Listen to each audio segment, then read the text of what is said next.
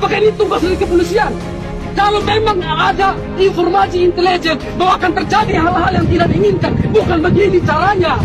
Tugas kalian adalah menjaga, bukan menghalangi kami untuk menyampaikan aspirasi sesuai dengan amanat undang-undang. Kalian sudah tahu bahwa akan terjadi hal yang tidak kalian inginkan. Jaga kami, bukan malah datang mengintimidasi kami. Saya ditendang di sana, di pintu sana saya diancam, diintimidasi. Dan apa? Kami bisa menduga kepolisian ini hanyalah boneka kekuasaan. Pertanyaannya, apakah polisi mengizinkan untuk masuk? DPR kan salah satu objek vital, kita harus mengamankannya. Tugas polisi harus mengamankannya. Langkah-langkah kita sudah ingatkan. Sebelum kita menembakkan gas air mata, mengingatkan adik-adik supaya pulang, supaya kembali.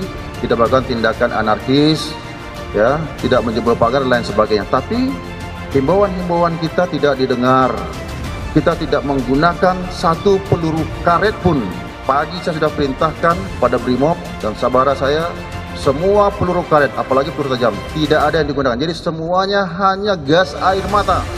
Tindakan ini tidak sesuai dengan prinsip-prinsip hak asasi manusia dan tentu saja ini potensial melanggar hak asasi manusia, dan juga kami yakin juga potensial melanggar protap internal kepolisian. Oleh karenanya ini harus diupayakan agar tidak berulang kembali dimanapun dan untuk siapapun di seluruh Indonesia. Jadi soal-soal beginian itu menimbulkan kesan bahwa memang Indonesia sedang menuju ke arah otoritarisme. Ya, di lapangan ada praktek otoritarisme, membanting demonstran. Demonstran itu tubuhnya itu hanya berisi pikiran, itu ngapain mesti dibanting gitu. Dia cuma melakukan protes dan protesnya itu verbal. Mahasiswa nggak pernah bikin kekerasan, dibanting kekerasan. Jadi kita lihat kontrasnya di jalan dan di istana. Jadi ini keadaan kita sebetulnya. Perlakuan aparat itu tampak berlebihan gitu ya, sehingga pimpinan Polri perlu mengevaluasi itu, dan ya saya kira kemudian yang harus dilakukan adalah mencari tahu ya, apakah ini dilakukan atas perintah atau ada pembiaran di sana. Bahkan kalau ini nanti juga tidak diberikan sanksi yang tegas terhadap mereka yang melakukan kekerasan ya, melakukan kekerasan di lapangan ini, ya saya kira pimpinan Polri pun dalam hal ini boleh diduga juga ikut melakukan pembiaran.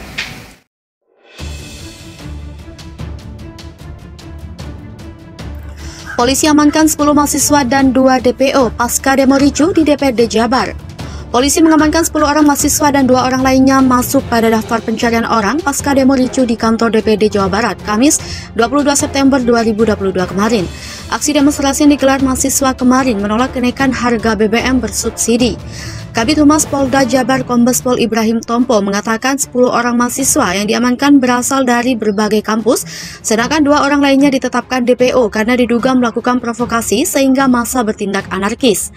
Ibrahim tidak secara detail menjelaskan identitas kedua orang yang berstatus DPO tersebut.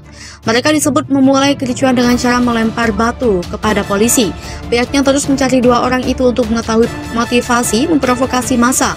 Mereka sengaja memancing keributan dengan mendorong serta melempar batu kepada petugas.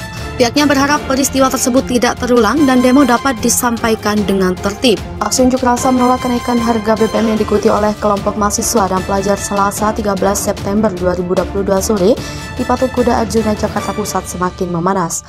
Pantauan suara.com, massa dari kelompok mahasiswa dan pelajar itu membakar baril berwarna oranye. Mulanya massa menyiram baril tersebut dengan menggunakan bensin. Setelah itu, seorang pria melempar kayu kecil yang terbakar ke arah baril tersebut. Seketika api lalu membakar baril itu dan membuat orang-orang yang ada di sekeliling baril itu kocar-kacir. Tak hanya itu, situasi pun semakin memanas saat beberapa orang dari massa aksi melempar botol ke batu ke arah brigade polisi yang ada di balik kawat berduri. Polisi lalu meminta massa untuk tidak terpancing emosi dan tertib. Massa tampak tak menggubris ucapan polisi. Massa memaksa tetap ingin bertemu Presiden Joko Widodo di sana. Terdengar melalui pengeras suara polisi meminta agar massa segera pulang. Demo tolak kenaikan harga BBM di Bundaran Patung Kuda Arjuna, Jakarta Pusat Selasa 13 September 2022. Sore ini dihiasi dengan aksi teatrikal hingga lempar dan terbakar ke kawat berduri milik polisi.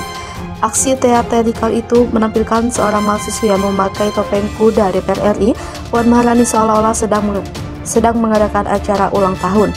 Tak lupa, lagi kas acara ulang tahun dari Jamrut pun disetel masa mahasiswa dari mobil komando. Seorang orator menyampaikan acara ulang tahun Puan saat buruh berdemo di depan gedung DPR RI merupakan sebuah bentuk penghinaan. Setelah itu, mahasiswi bertopeng Puan itu membawa kue ulang tahun untuk diserahkan kepada polisi. Kue ulang tahun itu pun diletakkan di atas kawat berduri. Sekitar 1.500 mahasiswa dari kampus Solo Raya menggelar unjuk rasa menolak kenaikan harga bahan bakar minyak di depan gedung DPRD Kota Solo Kamis 8 September. Mereka mengklaim menyuarakan nasib masyarakat yang terdampak kenaikan harga BBM bersubsidi. Akibatnya berimbas pada kenaikan banyak bahan pangan pokok. Dari pantauan genpi.co, para mahasiswa ini berdemo menggunakan jas alma mater kampus masing-masing. Misalnya alma mater Universitas 11 Maret Solo, Universitas Islam Negeri Raden Mas Said Surakarta, Universitas Muhammadiyah Surakarta, dan sejumlah kampus swasta di Solo Raya. Aksi demo ini sempat diwarnai kerusuhan karena mahasiswa memaksa masuk gedung DPRD untuk menyampaikan aspirasi. Mereka berorasi sambil membentangkan spanduk dan poster bertuliskan menolak kenaikan harga BBM. Mereka bahkan menyendiri aksi anggota DPR RI yang justru merayakan ulang tahun di Ketua DPR RI Puan Maharani saat demonstrasi berlangsung di Jakarta dan daerah-daerah lain pada Rabu 7 September. Dalam aksi tersebut, mahasiswa itu menyuarakan 4 tuntutan, yaitu mencabut dan menolak kenaikan harga BBM, menuntut pemerintah merevisi pasal-pasal karet dalam RKUHP, menunda proyek strategis nasional, dan mendesak pemerintah untuk mengendalikan harga bahan pokok.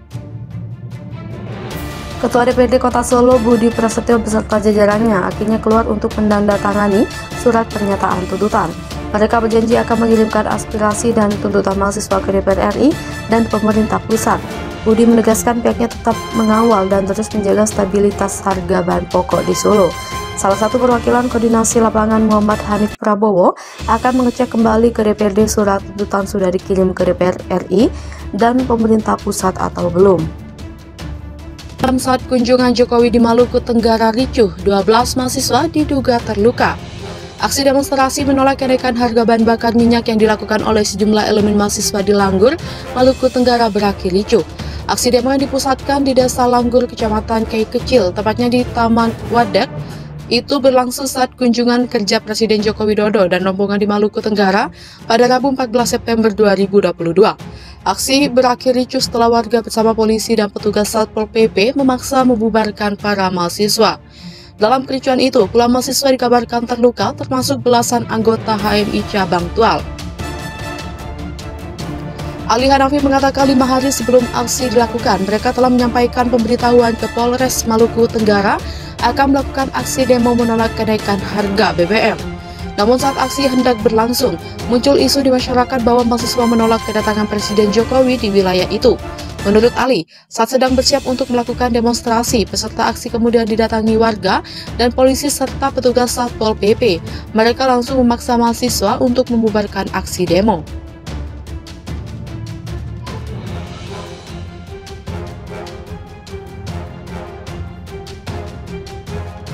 Ali Hanafi mengatakan dari belasan anggotanya yang terluka, beberapa diantaranya merupakan anggota perempuan atau kohati.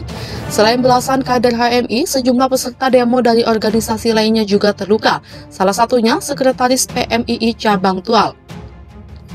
Dia mengaku sangat menyayangkan kejadian itu karena aksi tersebut bukan untuk menolak kedatangan Jokowi, namun menyuarakan kepentingan masyarakat termasuk beberapa isu lokasi di wilayah tersebut.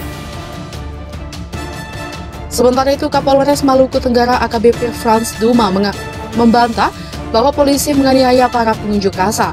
Ia mengaku polisi malah berusaha mencegah massa dan ibu-ibu yang marah dan mengeroyok massa peserta aksi.